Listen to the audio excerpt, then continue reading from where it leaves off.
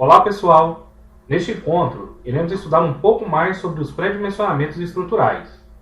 Veremos, de uma forma simples, uma breve discussão sobre os diferentes tipos de laje e uma rápida maneira de pré-determinar o tipo de laje pré-moldada treliçada para utilização em edificações unifamiliares, definindo as suas direções de armação e o tipo de laje comercial a ser utilizada. Por fim, será explicada uma maneira de representação em projetos e observações para realizar o projeto de modulação das vigotas. Espero que gostem!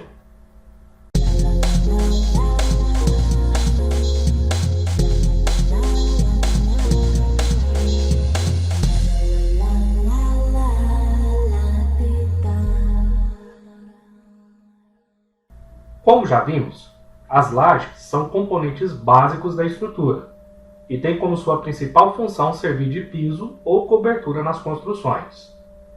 Também são responsáveis pela melhor estabilidade da edificação e também são os elementos planos que recebem a maior parte das ações, forças, feitas diretamente nas construções.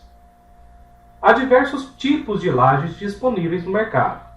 As mais comuns são as lajes pré-moldadas treliçadas, que podem ser unidirecionais ou bidirecionais, muito comum na construção civil, as lajes maciças, que são comuns em edifícios, pois garantem maior estabilidade, as lajes nervuradas ou tipo cogumelo, que são utilizadas para vencer grandes vãos, e as lajes alveolares, que são cada vez mais utilizadas em projetos estruturais pré-moldados. Como já vimos, a laje pré-moldada treliçada é a mais indicada para projetos arquitetônicos residenciais de pequeno e médio porte. É o tipo de laje mais popular e com melhor custo-benefício para uma obra, devido à sua pré-fabricação para a construção. A matéria-prima de enchimento para esse tipo de laje faz toda a diferença, propiciando duas alternativas. Para o preenchimento tipo lajota de cerâmica, é mais indicado para projetos arquitetônicos residenciais de obras de pequeno porte. Apesar de ter um custo mais baixo, devido a esse tipo de revestimento, a laje fica mais pesada que quando preenchida por EPS, e devido a isso, dependendo do tipo de obra, acaba tendo uma carga maior na estrutura e na fundação. Para o preenchimento tipo EPS, ele é indicado para a construção de residências, bem como para prédios de porte menor. Isso porque, além do custo-benefício, ele oferece mais conforto devido ao isolamento acústico e térmico do EPS. A grande diferença desse tipo de laje é que o material usado para preenchimento é bem mais leve do que a lajota tipo cerâmica. Além disso, por conta dessa matéria-prima, a instalação de tubos e conduítes fica bem mais fácil no momento da concretagem da laje. A laje maciça, como vimos, é indicada para projetos de estruturas de múltiplos pavimentos, prédios, que precisam de um travamento mais eficaz, oferecendo assim uma maior segurança. Sua vantagem em relação às lajes pré-moldadas é que, com a melhora do travamento, é possível aumentar os vãos entre um pilar e outro ou trabalhar com um número menor de vigas e de lajes que a pré-moldada trabalha. Já a laje nervurada ou tipo cogumelo é indicada para projetos que necessitam de grandes vãos, onde é necessário trabalhar com espessuras de lajes elevadas a fim de impedir grandes deformações e atender às normas de dimensionamento. A grande desvantagem desse método para obras residenciais e de pequeno porte é o elevado custo e a necessidade de uma mão de obra mais especializada. Já as lajes alveolares são indicadas para projetos arquitetônicos de grande porte. São geralmente pré-moldadas e protendidas, e sua grande vantagem está no quesito custo-benefício, quando se necessita vencer grandes vãos. pois diminui o uso de estrutura convencional de concreto moldado no local. Porém, exige métodos de execução mais complexos que elevam o custo. Em contrapartida, o conforto e a resistência são bem mais vantajosos para projetos arquitetônicos de edifícios maiores.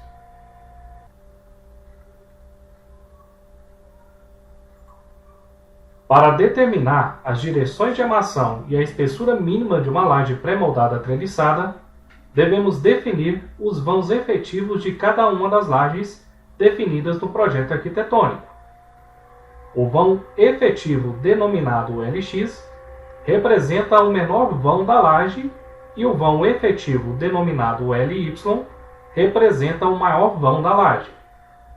É importante observar que a medida desses vãos está relacionado à distância entre o centro da viga de amarração de um lado da laje ao centro da outra viga de amarração oposto ao lado anteriormente definido.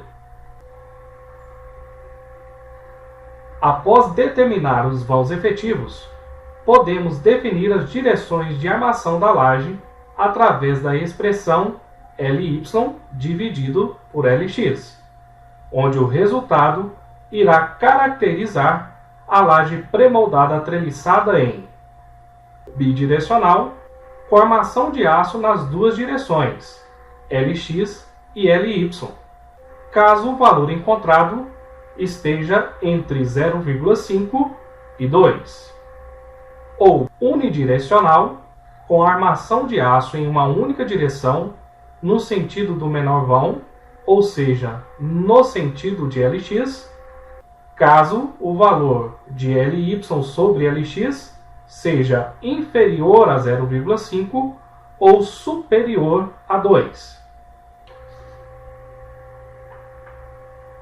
Podemos observar nas figuras superiores a montagem de lajes pré-moldadas treliçadas unidirecionais e nas figuras inferiores a montagem de lajes pré-moldadas treliçadas bidirecionais.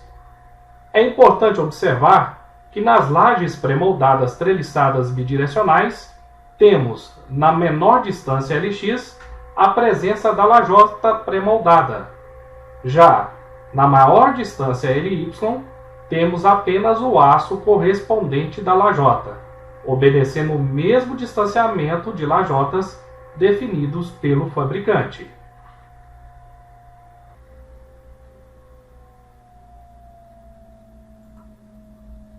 Existem diversos catálogos de caracterização e tipos de lajes presentes no mercado, que fornecem detalhamentos e valores característicos como dimensões máximas de vão e peso específico de diversos modelos de lajes pré-moldadas treliçada.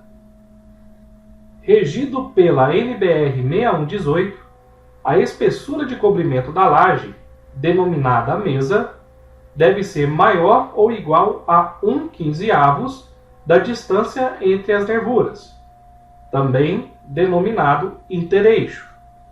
Porém, nunca deve ser menor que 4 centímetros, no caso de estruturas sem tubulações horizontais embutidas na laje. De modo geral, é recomendado utilizar sempre o mínimo de 5 centímetros de comprimento, além da utilização de uma malha quadriculada de aço com distanciamento padrão de metade do intereixo, cujo o intuito é de possibilitar a melhor distribuição de cargas que serão suportadas pela laje. Agora, vamos realizar um exemplo cujo objetivo é determinar o tipo de laje pré-moldada treliçada de cobertura de um cômodo qualquer de uma residência unifamiliar, capaz de vencer o menor vão de 2,20 m definidos em projeto. Para resolvermos esse exemplo, iremos utilizar uma tabela de lajes pré-moldadas treliçadas fornecidas pelo fabricante. O primeiro passo é definir o peso próprio distribuído pela área da laje, devendo lembrar que a escolha é sempre definida pelo projetista, levando em consideração o que terá em cima da laje. Neste sentido, temos dois padrões comuns. Se for apenas uma laje de cobertura, utiliza-se o peso próprio de 2 kN por metro quadrado, ou 200 kgfm por metro quadrado. Porém, se for uma laje de piso de residência, utiliza-se o peso próprio de 2,5 kN por metro quadrado, ou 250 kgfm por metro quadrado. É importante observar, caso seja laje de piso, a necessidade de acrescentar o peso do revestimento, piso e ou contrapiso, onde utiliza-se como padrão o peso próprio de 1 kN por metro quadrado ou 100 kgfm por metro quadrado.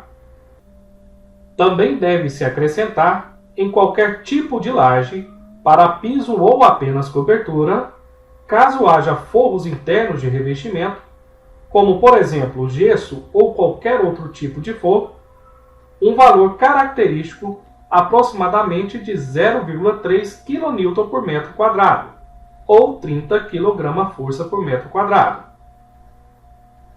O segundo passo está relacionado à definição de sobrecarga de utilização da laje. Para isso, é necessário utilizar a tabela 2, valores mínimos das cargas verticais, oferecido na NBR 6120, onde temos, para a laje de piso, o cômodo será destinado para dormitório, sala, cozinha ou banheiro, utiliza-se 1,5 kN por metro quadrado ou 150 kgfm por metro quadrado. Já para a laje de piso, onde o cômodo será destinado à despensa, área de serviço e lavanderia, utiliza-se 2 kN por metro quadrado, ou 200 kgfm por metro quadrado. Já para a laje de cobertura de qualquer tipo de cômodo, utiliza-se uma sobrecarga de 0,5 kN por metro quadrado, ou 50 kgfm. Após definido todos os padrões de carga no qual a laje deverá suportar, iremos definir a direção de armação da laje. Como vimos, para definir a direção de armação da laje, é necessário obter, através do projeto de vigas de amarração, o menor vão LX e o maior vão LY da laje. Nesse exemplo, encontramos 2,20 metros para o menor vão e 3,50 metros para o maior vão. Dividindo o maior vão pelo menor vão, obtemos o valor de 1,59, que caracteriza, dentro dos limites estabelecidos, a armação em duas direções. Neste caso, podemos dizer que essa laje será pré-moldada, treliçada, bidirecional. Finalizando a definição das direções de armação, é necessário realizar a soma das ações que a laje irá receber. Iniciamos estabelecendo a escolha do tipo de laje mediante análise da tabela fornecida pelo fabricante. Para este exemplo, escolhemos a laje LT12, cujo peso próprio mais o peso do revestimento fornecidos pelo fabricante é de 151 kgfm por metro quadrado, mais 30 kgfm por metro quadrado, totalizando 171 kgfm por metro quadrado. Seguindo as orientações indicadas anteriormente, temos uma sobrecarga de 50 kgfm por metro quadrado, estabelecida pelo item 15 da NBR 6120, denominado sobrecarga em lajes sem acesso de pessoas. Por fim, sob a laje terá um forro de gesso, definido em projeto arquitetônico, que acrescentará mais 30 kgf por metro quadrado. Após todas as observações de ações que irão agir sobre a laje, temos um total de 251 kgf por metro quadrado de carga distribuída por metro quadrado, que essa laje deverá segurar.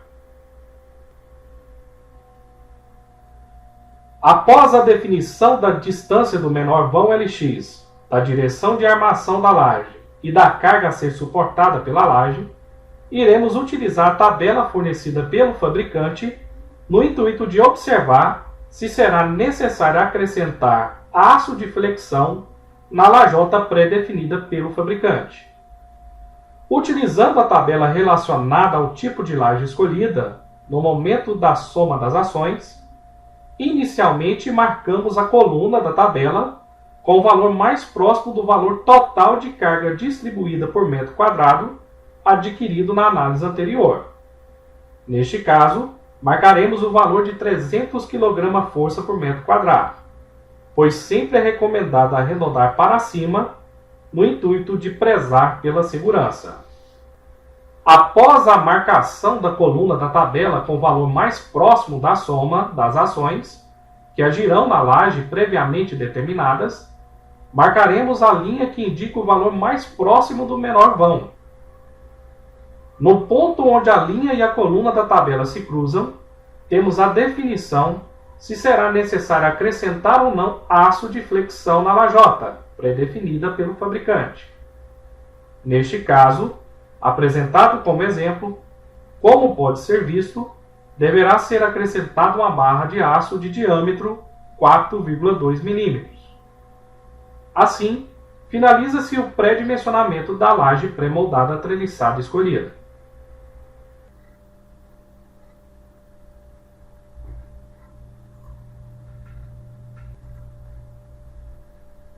Após o pré-dimensionamento da laje pré-moldada treliçada, é necessário representar em projeto as definições encontradas. A identificação de numeração deve ser feita nomeando as lajes, obedecendo o critério de numeração, onde se inicia no canto superior esquerdo da planta, percorrendo da esquerda para a direita e de cima para baixo, sempre acompanhado da letra L. No centro da laje, deve-se colocar um número e a altura total da laje definida pelo fabricante. Também deverá ser indicado através de setas se a laje terá armação em uma direção ou em duas direções, observando sempre que no caso de laje treliçada em uma direção, a seta deve indicar a menor direção.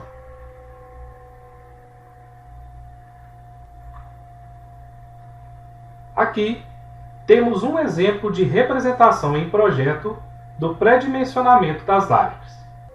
É importante lembrar que a representação final do pré-projeto de lajes é realizada utilizando como referência o projeto de forma de viga de amarração.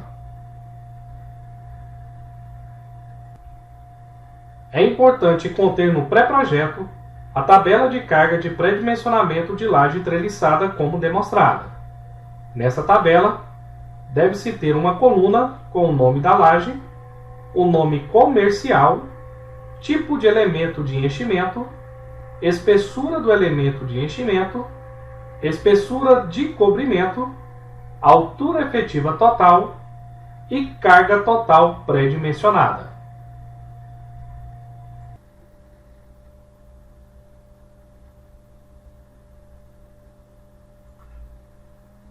Para realizar o projeto de modulação de lajota da laje pré-moldada treliçada, é necessário levar em consideração o fato que é permitido a quebra do elemento de preenchimento, EPS ou bloco cerâmico, para fechamento das modulações, obedecendo um mínimo de 1,5 cm do bloco de revestimento de apoio junto à canaleta, como podemos ver na figura. Também deve-se observar a ancoragem mínima de 5 cm da lajota junto à canaleta, como também pode ser observado na figura. Com a definição do pré-dimensionamento da laje treliçada e com a definição dos padrões de apoio nas canaletas da viga de amarração em bloco de alvenaria estrutural, é possível determinar a modulação das vigotas pré-moldadas, obedecendo o padrão de distanciamento entre as lajotas determinado pelo fabricante. Com essas definições, para executar o projeto de modulação das lajotas, finalizamos esse nosso encontro. Obrigado a todos e até nosso próximo encontro.